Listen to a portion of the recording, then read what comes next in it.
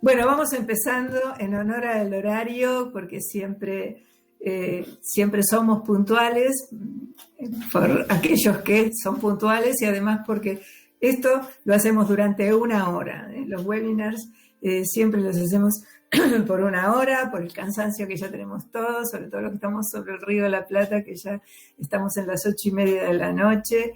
Así que vamos a comenzar a charlar acerca del insomnio y sobre todo propuesta del doctor Ulises Jiménez, que me dijo que le parecía interesante el encare del insomnio con las características particulares de la pandemia. Sin embargo, vamos a charlar acerca de toda la problemática del insomnio que tanto nos preocupa a todos los médicos de sueño y a todo el personal de la salud que trabaja en sueño, que una vez más, perdón para los que ya me conocen el verso, insistimos en que todos los actores son muy importantes y hay muchos actores, mucho más allá de los médicos, y esta es una súper demostración. En realidad aquí los invitados principales son Ulises Jiménez, que es psicólogo, y Ricardo Laube, que es psiquiatra, pero con un enfoque psicoendocrinológico importante en su formación, y Mirna Frascarelli, que también es psicóloga y que es además instructora en mindfulness y especialista en fibromialgias. O sea, estamos realmente viendo que el insomnio, más allá del médico, necesita de otras herramientas, y las psicológicas son de las más importantes. Así que en principio yo creo que podemos empezar con una puesta en general del tema que va a ser Ulises. Ulises, cuando quieras. Muy bien, muchas gracias. A ver, voy a compartir.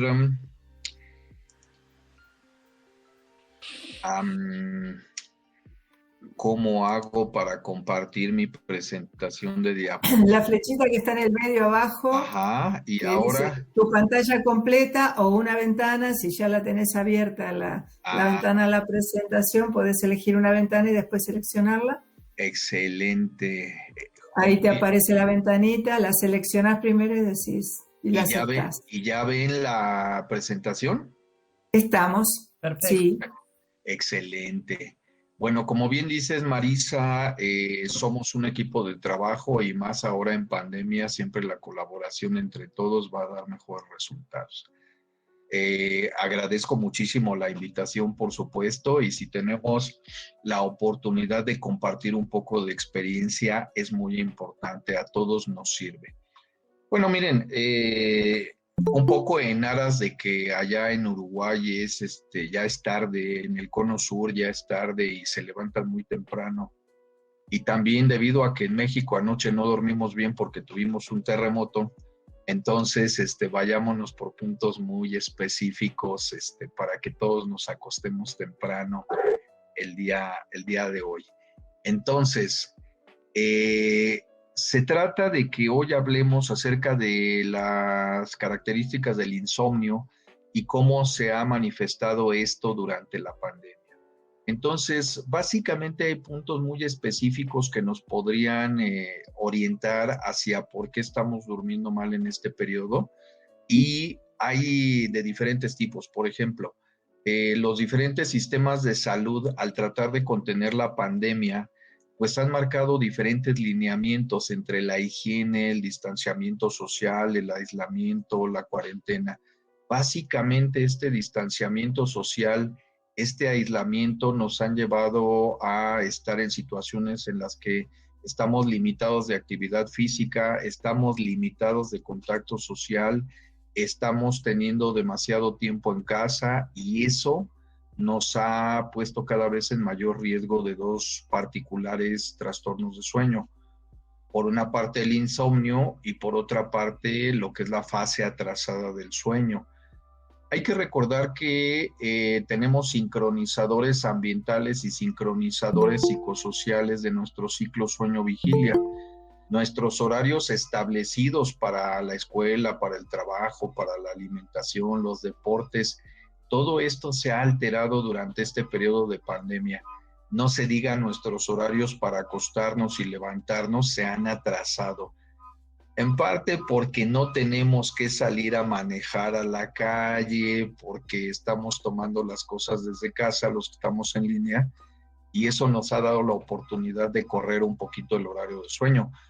Pero independientemente de los horarios que se han hecho irregulares, pues también tenemos el tema del aislamiento social, lo que nos ha evitado actividades de orden psicosocial. Ya no nos vemos con nuestros amigos físicamente, ahora nos vemos de modo digital. No tenemos oportunidad de compartir alimentos, de charlar, de deportes en conjunto. No hay esparcimiento. Yo le pregunto a mis pacientes con qué se divierten ahora en pandemia. El 99.9% con la televisión o los medios digitales. Entonces, vean, eso es importante. Cambiaron nuestros hábitos, el televisor, el internet, el celular, nos llevan a la vida sedentaria. Están incrementando el consumo de sustancias estimulantes para tratar de estar más despiertos durante el día y el consumo de depresores del sistema nervioso central para inducir el sueño. Se está poniendo de moda el consumo de aceite de cannabidiol para el insomnio, al menos aquí en México ahora eso es un problema, porque bueno, la gente no duerme, definitivamente no controlan ese insomnio, pero pues están en riesgo de otras dependencias. No hay actividades al aire libre, estamos limitados de espacio, estamos disminuyendo nuestra exposición a la luz solar, y estamos incrementando la exposición a la iluminación artificial durante la noche. Entonces, como pueden ver, pues todo está inclinándose hacia que se altere nuestro sueño. En términos de cronotipo, déjenme decirles que ahora la investigación está publicando que el jet lag social, que se refiere a la diferencia de los horarios para dormir entre lunes y viernes respecto al fin de semana, ese jet lag social está disminuyendo durante la pandemia, ¿eh? Este es un punto a favor, o es algo que le podríamos conceder como un punto a favor a la cuarentena. Sin embargo, también se está presentando lo que es el atraso en la fase de sueño. Entonces, hay cambios interesantes en las características de nuestro dormir.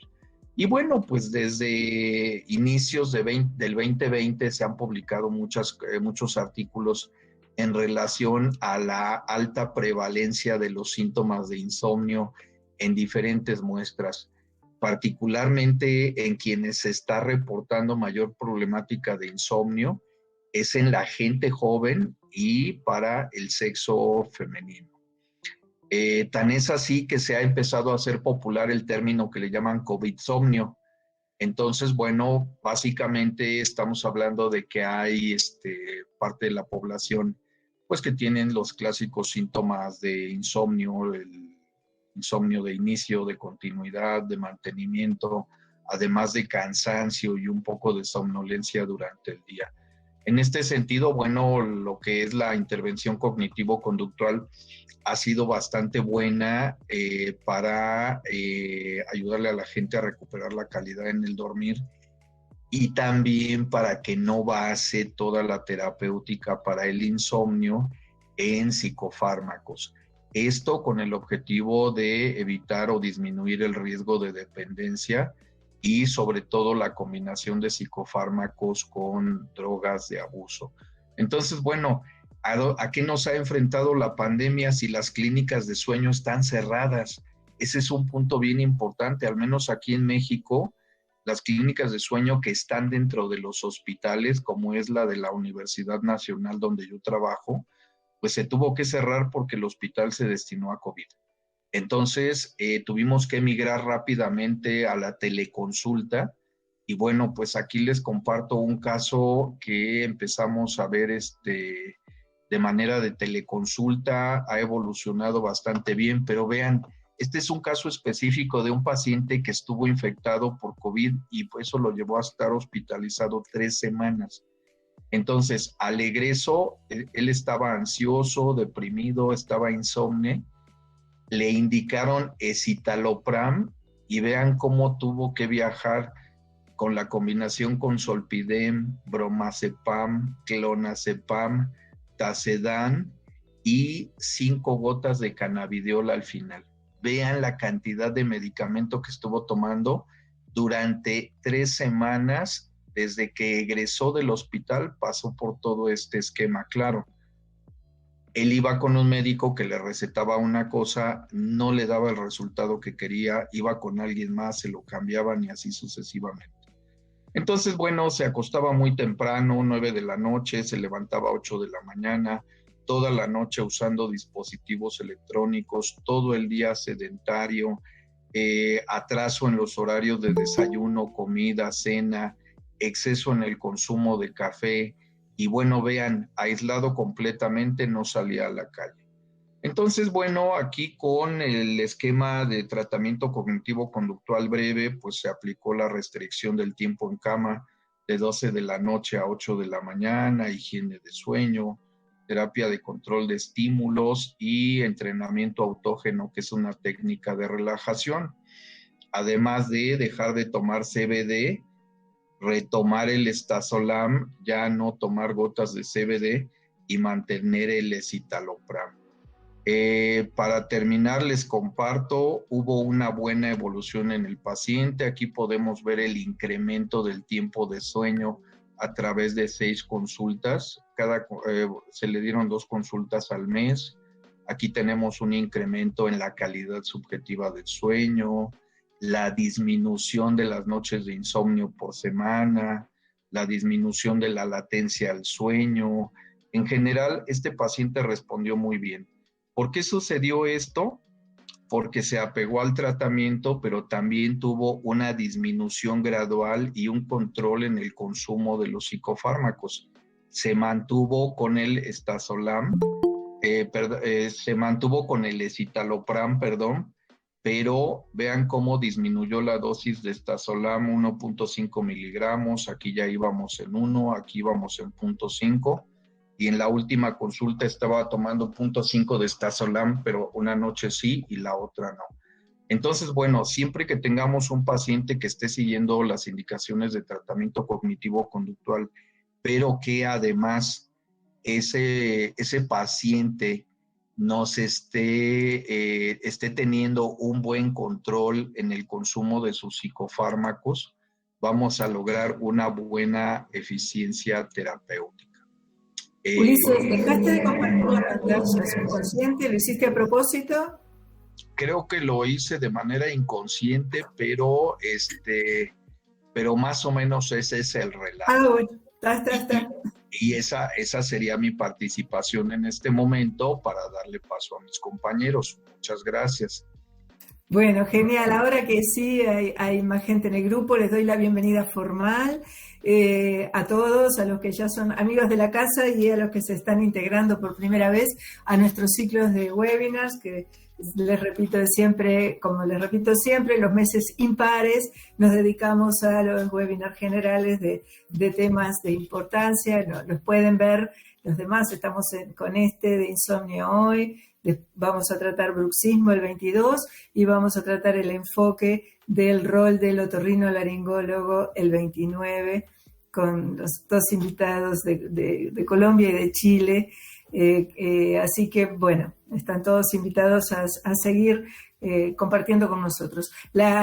Por favor, como somos muchos, el que quiera hacer alguna pregunta por escrito, la puede hacer con los comentarios o simplemente poner que quieren tomar la palabra y entonces yo voy a ser de moderadora un poco de esto. De todas maneras, un comentario, bueno, esto es mi enojo crónico que tengo con los psicofármacos, o sea, es tan fácil un insomnio cuando uno lo agarra de primera, antes de que a la gente le pongan, lo pongan a prueba con un montón de psicofármacos de distintas índoles, y que bueno, es el caso como que típicamente enfrentamos. Lo que nos pasó lo que pasó con el insomnio, me parece en la pandemia que está bueno resaltar, es que hubo como 2 evoluciones. Hubo publicaciones en Europa con una casuística muy grande de varios países, en donde el primer tramo de la pandemia, la gente estaba mejor, dormía más, o sea, se la tomó como unas vacaciones largas, dormía más, estaba más tranquila, aprovechó a hacer cosas en la casa, yo qué sé, hacer como cosas pendientes, a disfrutar más de la familia. Y fue como en el segundo semestre del 2020 que realmente todo cambió y la publicación lo muestra muy bien. Ahí cuando empezó el estrés, la zozobra de que las vacunas todavía no estaban universalizadas en los países, que empezaban a salir las cepas más agresivas y no había control. Es decir, ahí empezó la angustia es decir, esto, ¿a dónde vamos con todo esto? ¿No? ¿Dónde termina?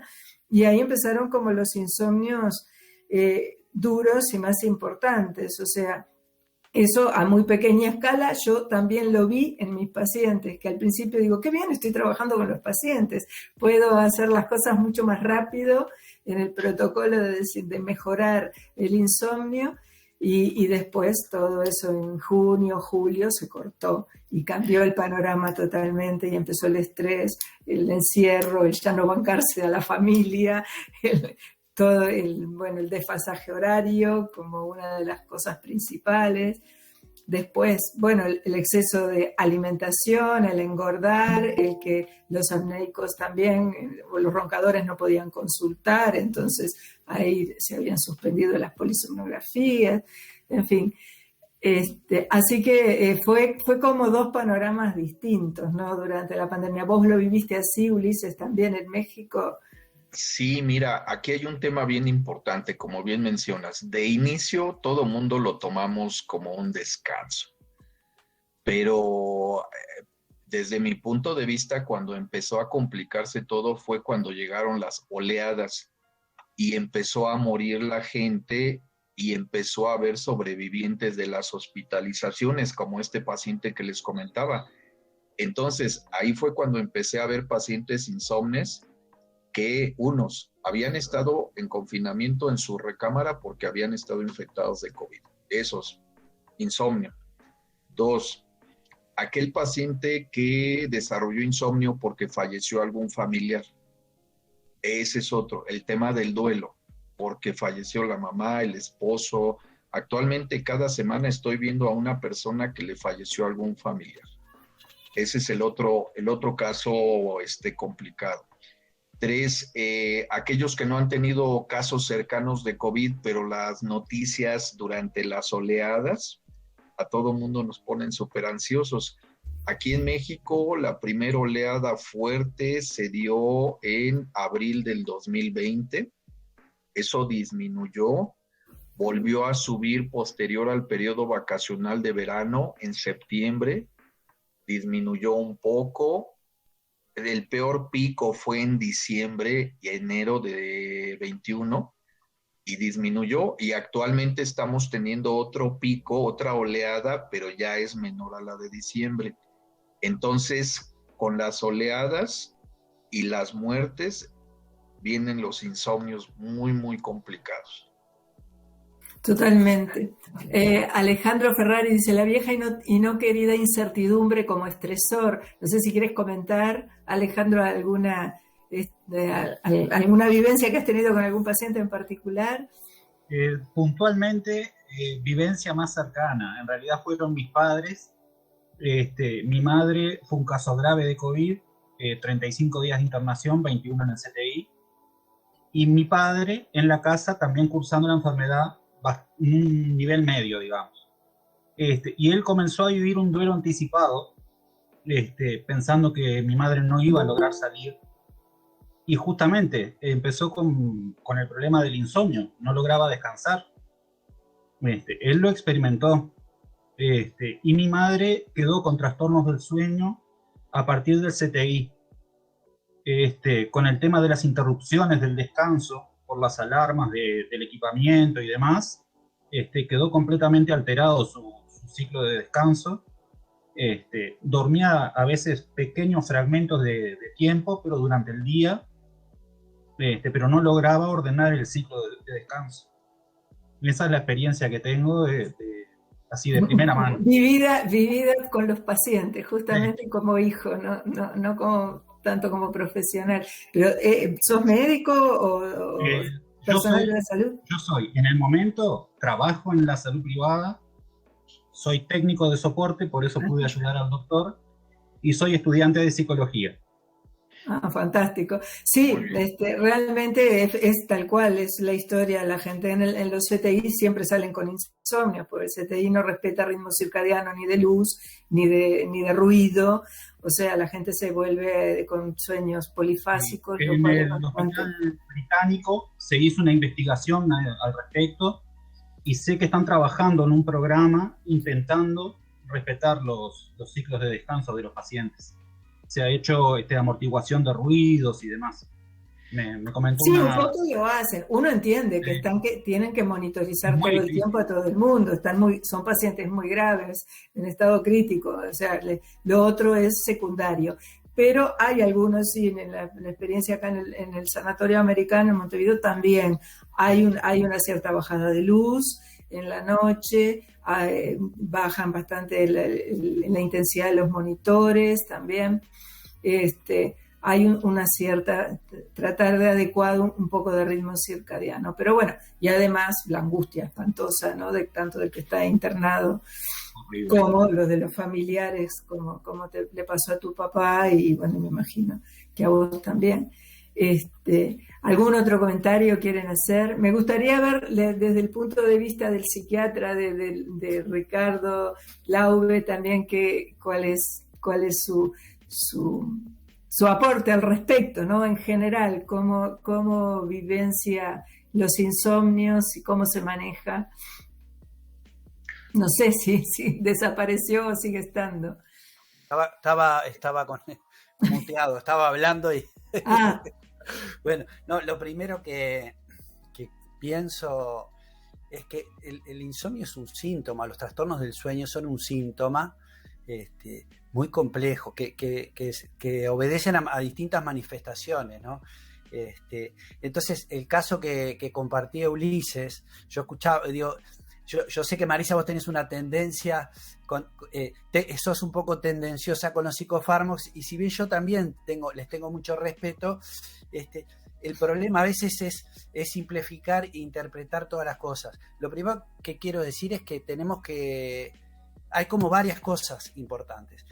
Voy a empezar por el final, y una es que tenemos que dividir los pacientes. Una cosa es los que tienen COVID, los que tuvieron COVID, de los que no tuvieron COVID. Los que tuvieron COVID, lo que se está viendo ahora son los síndromes post-COVID, bueno, y cada vez se está descubriendo más el efecto sobre las encefalopatías, las manifestaciones post-COVID. Entonces, que son complejas, ¿no? De hecho, en casi todos los centros de salud acá se están formando distintos servicios de atención multidisciplinaria con psiquiatras, psicólogos, internistas, ¿no? Para abordar este tema, porque ha sido complejo, ¿no? Ni que hablar que los que están en CTI, sí. Pero ¿dónde está la base de esto, no? La base está en el estrés. Digamos, lo que ha sido esta pandemia es una situación de estrés más que ha vivido la humanidad, ¿no? Digamos, pero en una circunstancia un poco distinta, porque lo que tenemos que ver es el estado previo de la salud de la humanidad hoy. Lo que ha puesto, ¿no? Esta es una enfermedad que pone de manifiesto los errores que viene cometiendo la humanidad, ¿no? Hemos creado una especie de... los que llamamos civilización o la vida moderna, es como una especie de zoológico que nos metimos adentro, en una jaula de oro, porque en realidad biológicamente ni mentalmente estamos preparados para este mundo, digamos. Nuestra biología está preparada para un ambiente distinto, donde el estrés agudo, las situaciones estresantes que ponen en riesgo la vida, son acotadas, y después vienen periodos de descanso y recuperación. Lo que sucede en los últimos años es que nuestra salud viene sufriendo un desgaste. Yo tengo algunas cosas para compartir. Yo no había armado una presentación, pero si quieren puedo compartir algún aspecto que para mí es fundamental. Más allá del insomnio, lo tenemos que ver en un contexto. A ver si puedo compartir algo, pero lo que tenemos que ver, a ver A ver si se puede ver ahí algo. No sé cómo se hace para compartir. ¿Viste con la flechita, con el cuadradito? Bueno, no pierdo el tiempo, pero básicamente bueno, tenemos que entender que, que el estrés está relacionado con nuestro estado de salud o nuestro estado en relación a lo que va sucediendo en el ambiente, ¿no? Y bueno, las personas que estaban en un estado de salud más vulnerado, que por encima de los 40 años, hay porcentajes altísimos de personas que tienen enfermedades crónicas, ¿no? Ya enfermedades que son por desgaste, ¿no? El 25% de las personas tiene por lo menos una condición mayores de 45 años, por encima,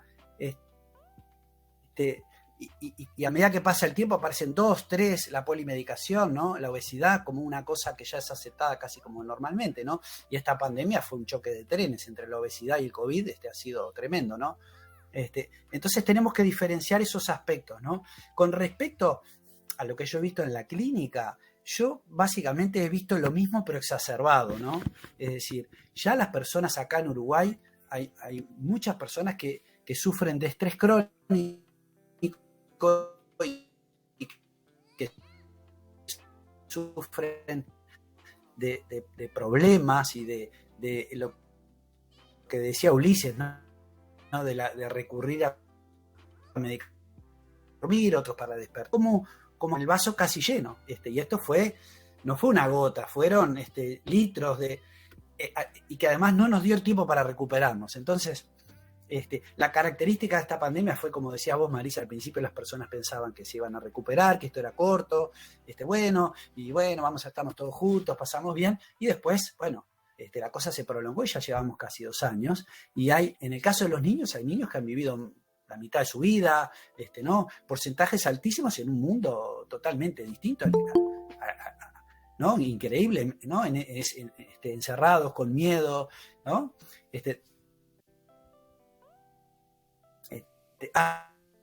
Antes la humanidad sufrió guerras en el siglo XX y cosas y estaban más acostumbrados, pero en el siglo XXI catástrofes así de mundiales no ha habido prácticamente, no es la primera. Entonces tenemos que ver en ese contexto, en el contexto del estrés.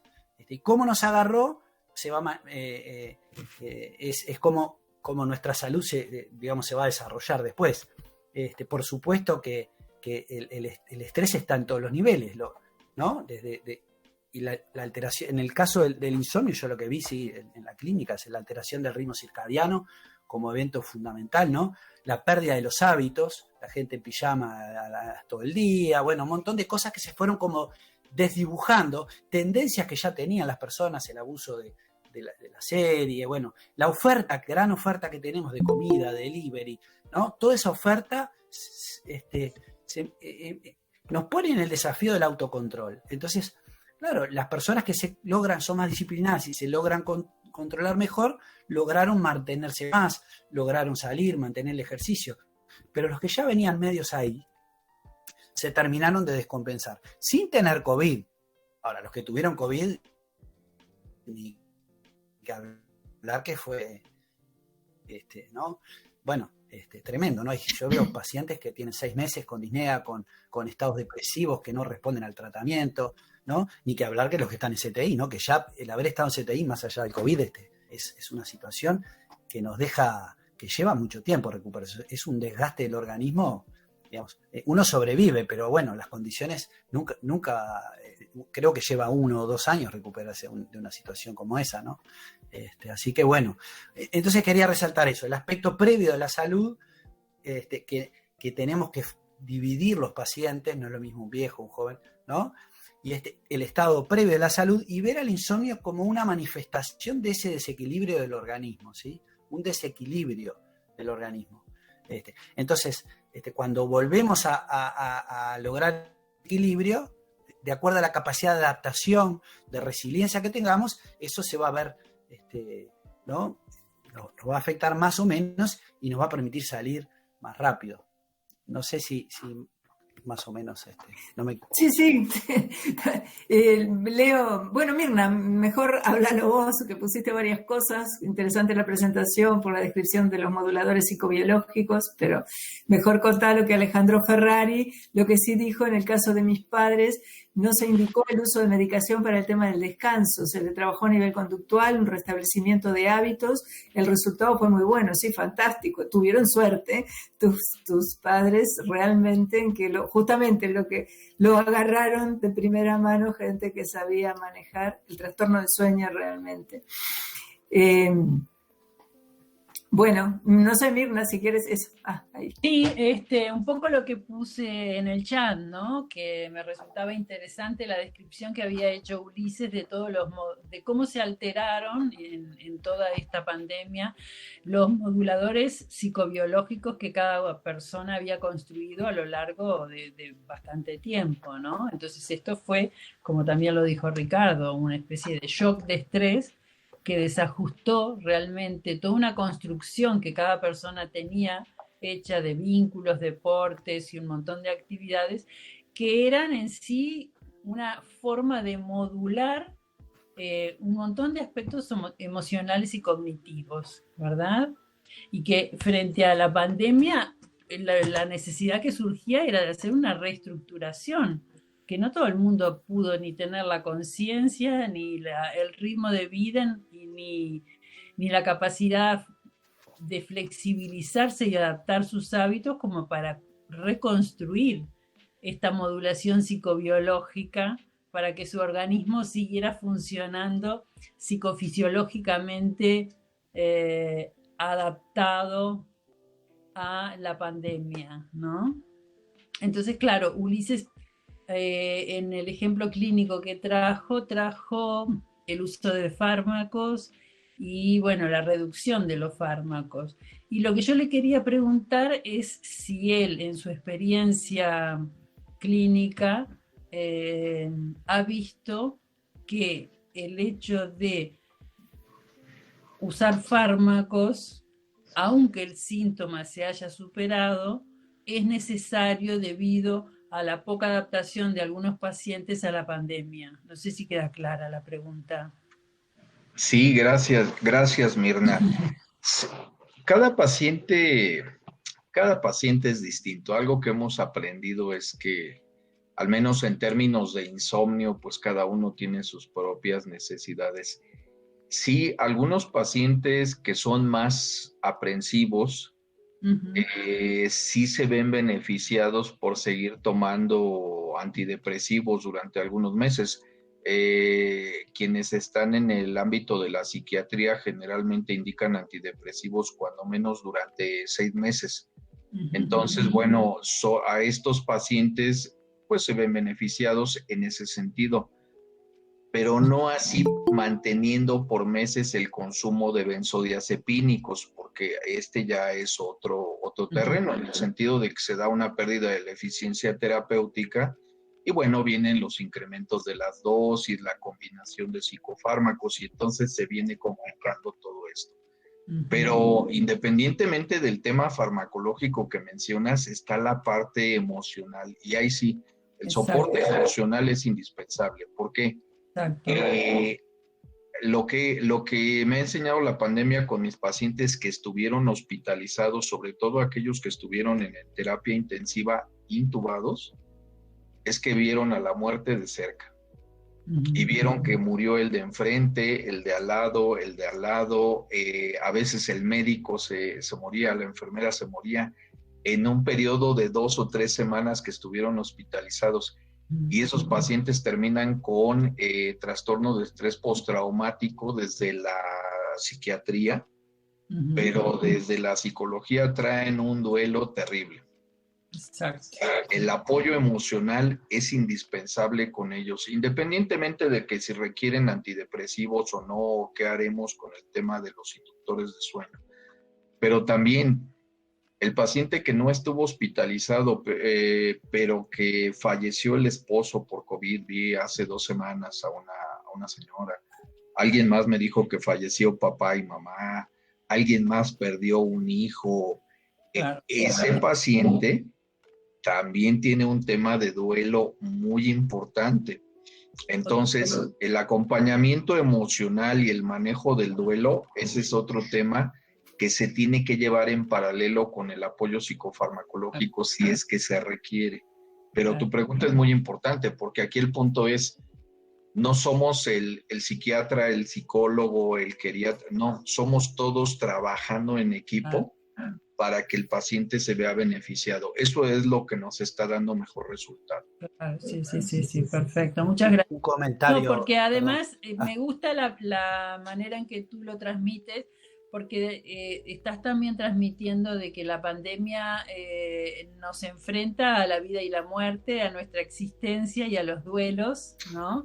Y que eso es muy movilizador, y que para trabajar eso y para poderlo asimilar, lo que se requiere es un trabajo con uno mismo, con las emociones, con la existencia, que eso no lo dan los antidepresivos, ¿no? Los antidepresivos son el paliativo para transitar un episodio agudo de algún desajuste, ¿no? Entonces, Sí.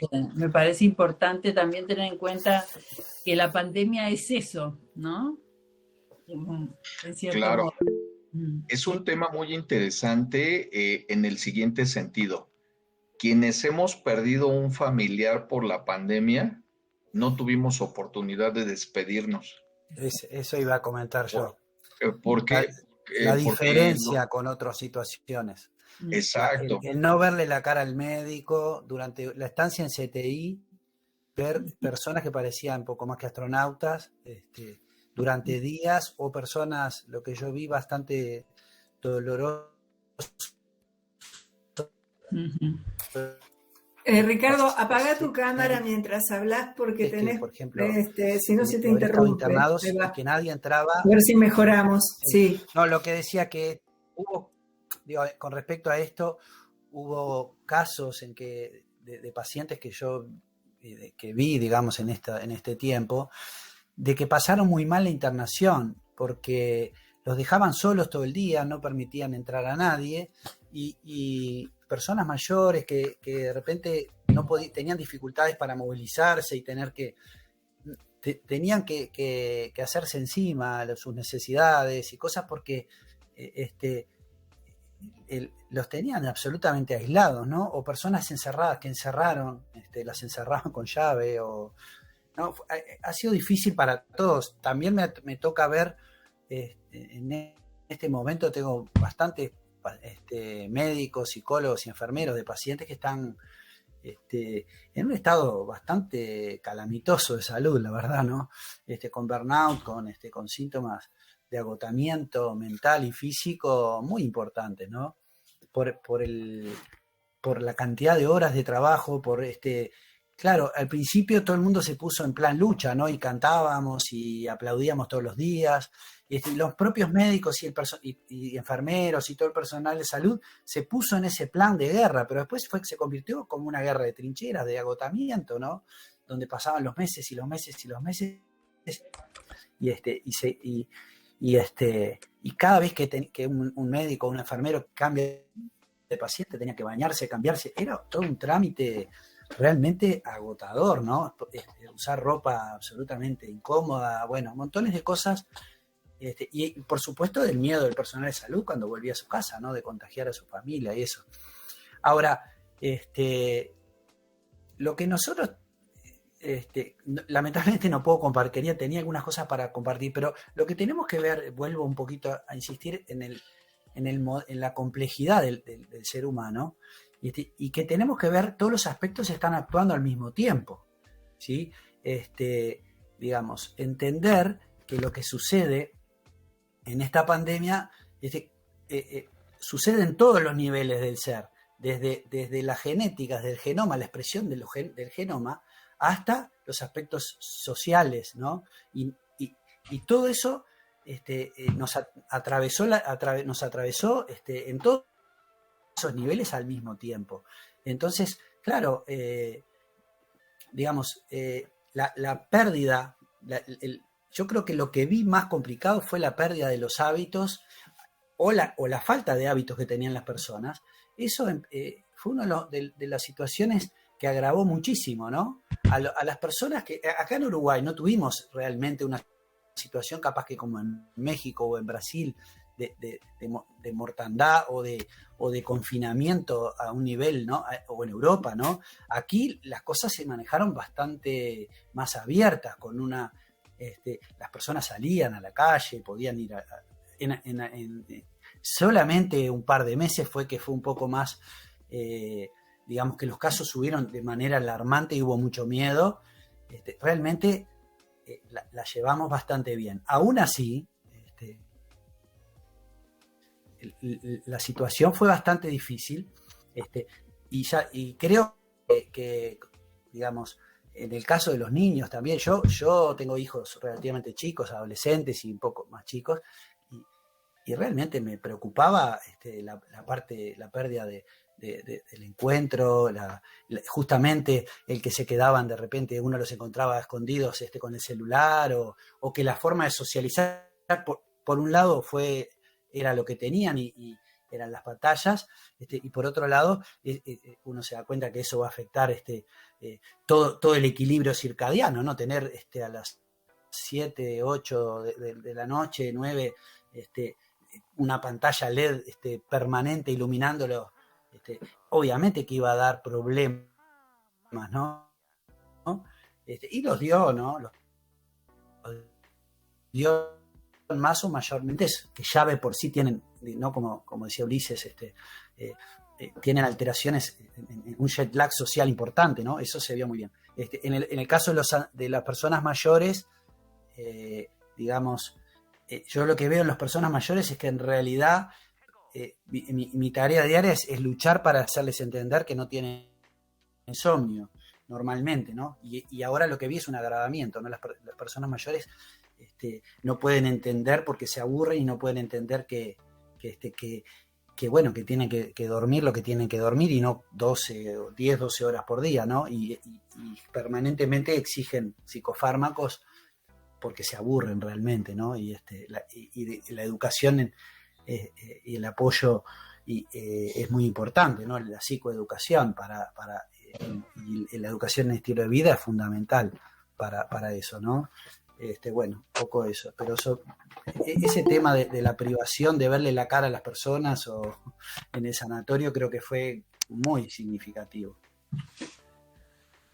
Sí, bueno, y el caso del aislamiento de los viejitos es terrible, digo, es para todos terrible, pero en los viejitos que viven de las vivencias de sus hijos, nietos, y que no hayan podido ver tantos que no llegaron a conocer a sus nietos por meses y meses o más de un año, bueno, en fin, todo eso fue muy duro para los ancianos, ¿no? Muchos se deprimieron y habrá que ver y contabilizar cuántos se enfermaron de otras cosas por esa soledad, ¿no? Que estaban falta de afecto, que ahora, claro, lo importante es el COVID, pero a la larga se van a rendir cuentas de todas estas cosas. Está haciendo comentarios muy interesantes Alejandro Ferrari, pero si los quieres hacer por audio, mejor, así intercambiamos y me pongo a leerlos.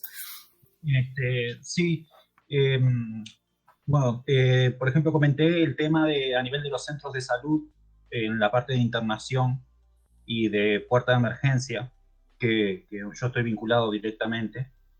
Fue espantoso, o sea, porque claro, hay protocolos y hay alarmas, entonces cada vez que se va a mover a un paciente COVID de un lugar a otro, se aíslan las áreas de tránsito, hay que hacer desinfecciones antes y después, todo el personal tenemos que retirarnos, o sea, toda esa vivencia permanente para el trabajador de la salud fue muy fuerte, ¿no?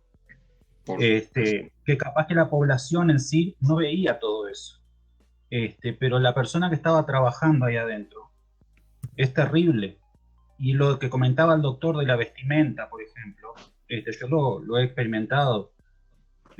Tenés que cambiarte todita la ropa cuando entras, al salir es toda una secuencia de ir retirando cada una de las partes de la vestimenta, y cada vez que te retirás tenés que desinfectar, y después que terminás con todo pasás a una ducha a desinfectarte, y recién después volvés a vestirte de ser humano, porque lo otro es un traje de astronauta, y la verdad el paciente no te ve la cara, ve tus ojos nomás a través de una máscara de plástico y unos lentes de plástico, o sea que en realidad casi no los ve. incluso la voz está alterada también, porque tenemos la máscara N95 y a veces 1 o 2 tapabocas, porque el terror a contagiarnos es, es brutal. Otro fenómeno que se ve mucho, lo que hablaban del aislamiento de los pacientes durante tanto tiempo, la gente incluso llegaba a negar la muerte de su familiar. No lo podían asumir, no lo creían, porque la última vez que lo vieron, la persona caminaba y sonreía, y se despidió de ellos haciendo adiós, antes cuando se lo llevaban por el pasillo. Y claro, pasaron capaz que una semana y el paciente se murió y no los podías convencer que estaba muerto.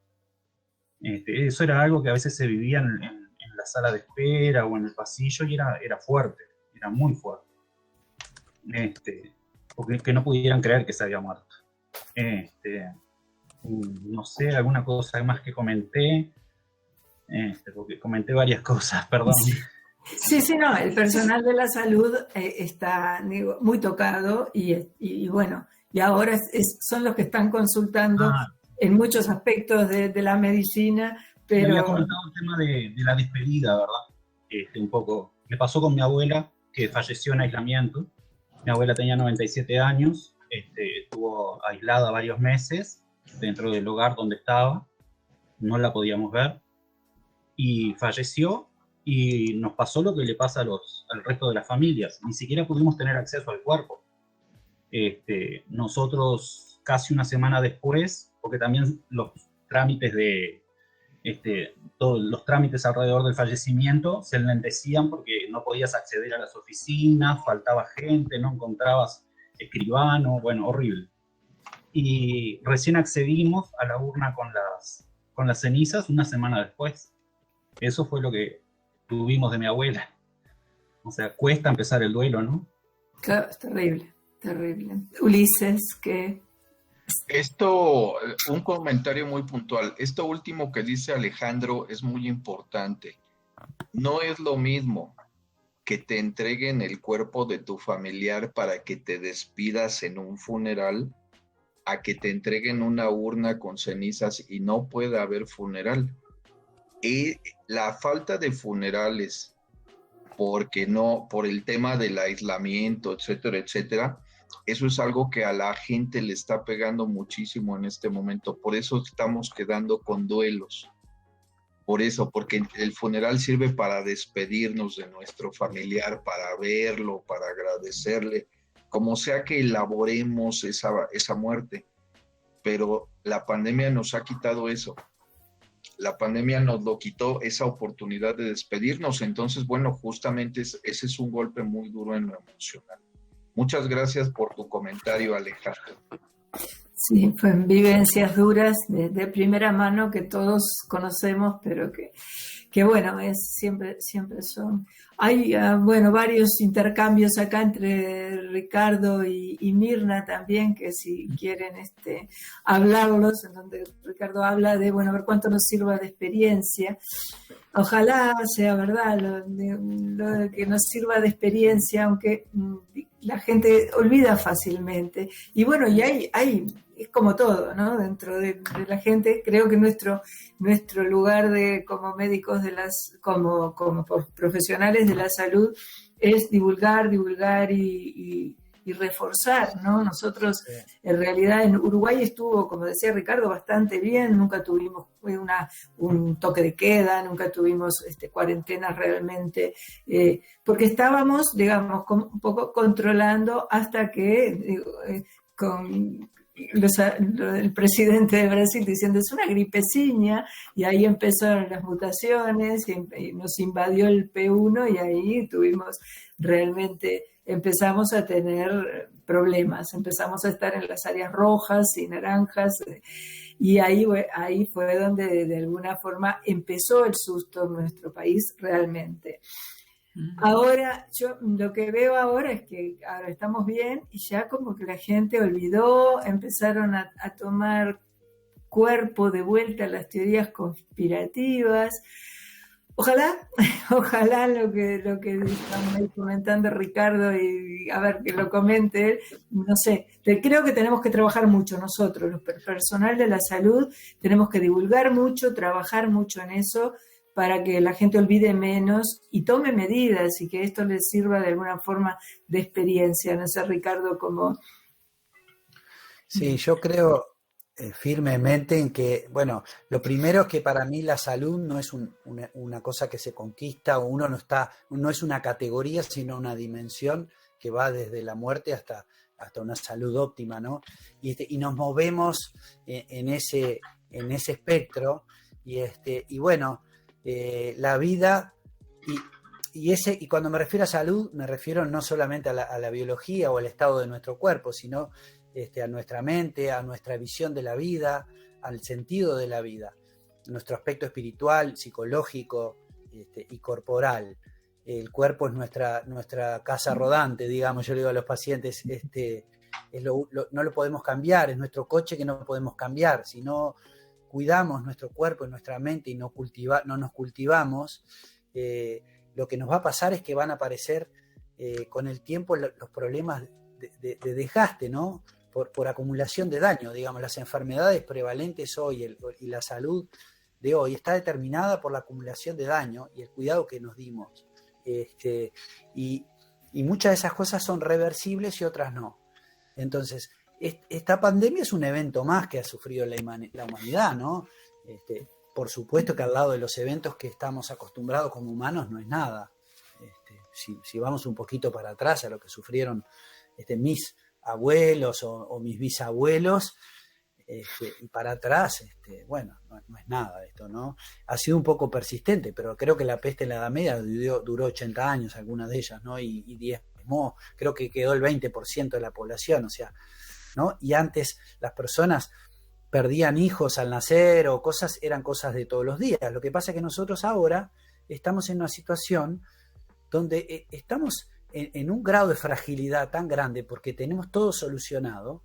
Estamos, no todas las personas en el mundo, no hay un gran porcentaje de gente que no, y habría que ver quién está mejor a veces, ¿no? Si los que tenemos la calefacción, el exceso de alimentos, el exceso de diversión, los que sufrimos porque no podemos viajar y no tenemos experiencia, qué grado de adaptabilidad tenemos con respecto a otras personas que de repente tienen una vida un poco más sencilla, con menos cosas.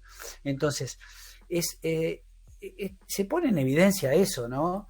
Y esa fragilidad que tenemos los humanos. Entonces, creo que tenemos que aprender a que tenemos que vivir, por supuesto disfrutar de todas estas cosas, pero saber que esto también nos hace dependientes y que nuestra salud es cultivar algunos aspectos que nos fortalezcan, ¿sí? Antiguamente las personas no hacían deporte porque el deporte estaba en la vida diaria, el caminar para comprar las cosas, cortar la leña, todo requería esfuerzo, y ahora tenemos que ir al club. Bueno, pero tenemos el club, tenemos la posibilidad de alimentarnos, de elegir lo que comer, tenemos la posibilidad de cultivarnos, de tener un sentido de vida. Entonces es fundamental que lo hagamos cuando estamos sanos, y a su vez también, creo que fue Alejandro que habló de la incertidumbre. Creo que vivimos en un mundo donde la incertidumbre nos pone a prueba y donde tenemos que aprender a aceptarla y aprender a movernos con la incertidumbre en vez de temer y tratar de controlar toda nuestra vida. Entonces, a partir de eso, esta pandemia nos puede servir para decir, bueno, si yo me preparo, cuido mi salud, no solo voy a tener mejor calidad de vida, sino frente a los cambios que me impone el futuro, los pueda enfrentar de una manera, no digo que no sufriendo, pero de una manera un poco más elástica, más, ¿no? Porque las personas que han sufrido más son las personas que tenían más rigidez y menos capacidad de adaptación. Entonces, si tenemos esa capacidad de adaptación y de movernos con el cambio, seguramente lo vamos a pasar mejor, ¿no? Ulises hablaba de un terremoto como algo, tuvimos un terremoto, ¿no?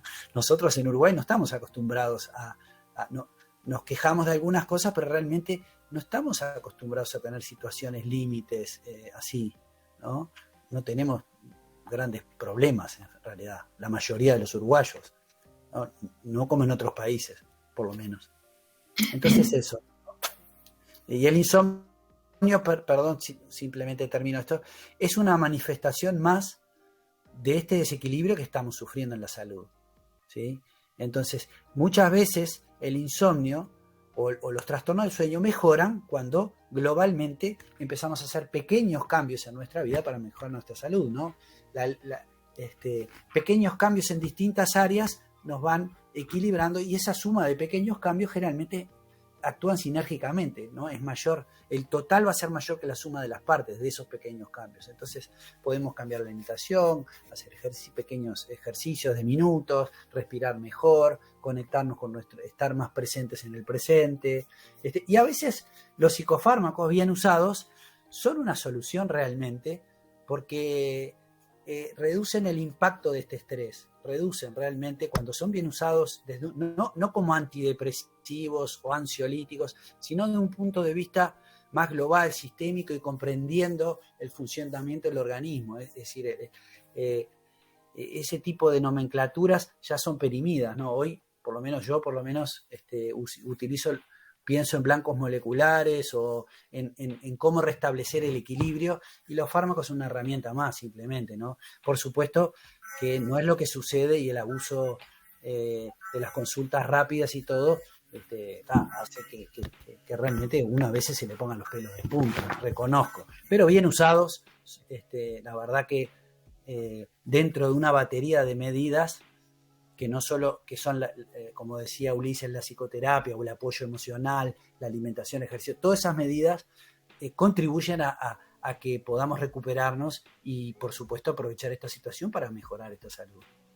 Así que bueno, y por eso los equipos multidisciplinarios son bárbaros, y sobre todo la educación en salud, y no darle la capacidad a los pacientes, a las personas de cuidar su propia salud, de aprender. Y así que bueno, un poco eso quería. Muy bien, muchas gracias. En realidad, bueno, ya estamos sobre la hora, simplemente agradecerles a todos. Acabo de ver que está nuestra querida amiga Loira Ronquillo, la doctora otorrinolaringóloga de Ecuador. Bueno, no sé, Mirna, ¿querés cerrar? Y Ulises, unos minutos, que ya estamos en la hora, como para despedirnos de este webinar. No, simplemente lo que escribí en el chat, ¿no? Que el insomnio es la punta de un iceberg y hay que trascender a veces el síntoma, no solo tratarlo y mejorarlo y tratar de rehabilitarlo, sino ver más allá del síntoma lo que lo está sosteniendo, y que en este caso, en la pandemia, creo que se han sumado otras variables que siempre hay que considerar, ¿no? Que son todas estas cosas que decía Ulises, los diferentes moduladores psicobiológicos, los duelos, las pérdidas, todo esto, ¿no? Digamos, es como esto de trascender la punta del iceberg y poder ver globalmente, y por eso siempre tanto hincapié en lo interdisciplinario y en el trabajar en conjunto, ¿no? Eso era un poco la síntesis de lo que como a modo de cierre de la interacción que hemos tenido. Muy bien. Gracias. Muy bien.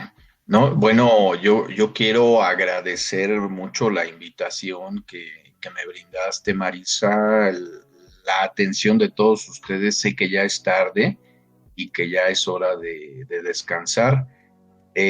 Yo quisiera cerrar con lo siguiente. En el Congreso de Sueño que tuve oportunidad de compartir con ustedes en Punta del Este, conocí a Mirna, y Mirna en su conferencia se dio un tiempo para aplicarnos un ejercicio de relajación ahí en el auditorio, y fue sensacional, Mirna. Fue algo que me encantó, porque ahora en pandemia es algo que nos cae muchísimo, muy bien. Entonces, para nuestros pacientes, pero también para nosotros mismos, es importante cuidarnos. Entonces, lo que puedan practicar de relajación Si es mindfulness, si es entrenamiento autógeno, si es respiración profunda, si es yoga, lo que puedan hacer, de verdad es indispensable, nos ayuda muchísimo para estar bien emocionalmente, para defendernos de unos encierro, otros ir a trabajar y exponernos al estrés o a ver imágenes desagradables de alguien que ya falleció, de una camilla de alguien que va en condición crítica. Si estamos expuestos al estrés de saber que alguien de la familia está enfermo, es decir, hay que aprender a usar las herramientas que tenemos en este momento, que son prácticas, que las podemos llevar a cabo y que además nos podemos entrenar en línea. Entonces, ese es el punto. Y por supuesto, sin desconocer la importancia de un apoyo psicofarmacológico cuando sea necesario. Es decir, el trabajo pero sobre todo interdisciplinario, es lo que le va a ayudar muchísimo, muchísimo a nuestros pacientes, y también reconocernos como seres humanos y que también tenemos insomnios y que también estamos preocupados y que también necesitamos ayuda. Entonces, aquí el cierre es: dejémonos ayudar cuando sea necesario. Muchas gracias por la invitación. Cuídense mucho. Les mando un abrazo. Muchas gracias a todos. Bueno, los esperamos en los próximos webinars y sigan interactuando además entre ustedes, y vamos a tratar de que aprender nosotros como personal de la salud y hacer que nuestros pacientes aprendan a vivir con menos estrés y durmiendo mejor, que eso es finalmente la meta, y trabajando juntos. Trabajar juntos es la clave. No hay otra salida. Muchas gracias a todos por la atención. Buenas noches, que pasen muy bien.